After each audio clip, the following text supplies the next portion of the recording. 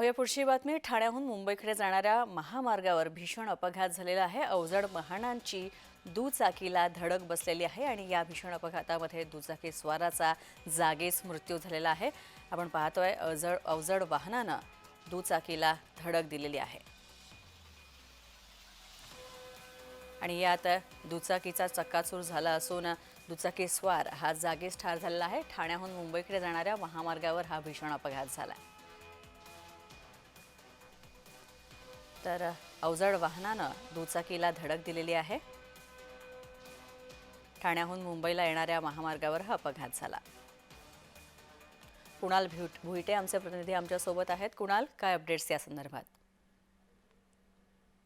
एकंदरीत पाहायचं झालं तर पूर्व द्रुतगती मार्ग जो आहे तो नेहमीच वर्दळीचा मार्ग म्हणून ओळखला जातो। त्या ठिकाणी मुंबईकडे जाणारा जो दुचाकी स्वार होता त्याला अवजड वाहनाची धडक लागल्यानंतर त्या दुचाकीचा मोठ्या प्रमाणात अपघात झालेला पाहायला मिळाला। यानंतर जो दुचाकी स्वार आहे तो जागीच ठार झालेला आहे आणि त्या ठिकाणी मोठ्या प्रमाणात वाहतूक कोंडी जी आहे ती झालेली पाहायला मिळाली। मात्र वाहतूक शाखेच्या कर्मचाऱ्यांनी आता वाहतूक कोंडी जी आहे ती दूर केलेली आहे आणि आता जो मार्ग आहे तो सुरळीत झालेला आहे।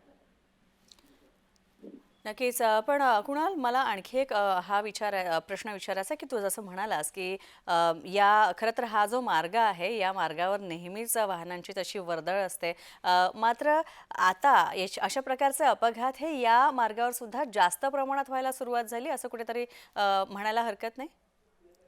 सध्या पावसाचे देखील दिवस आहेत आणि या पावसाच्या दिवसामध्ये दुचाकी स्वारांना तारेवरची कसरत करावी लागते, कारण बऱ्याच वेळा दुचाकी स्वारांचे जे टायर आहेत त्या या रस्ते ओले असल्यामुळे घसरताना देखील पाहायला मिळत आहेत।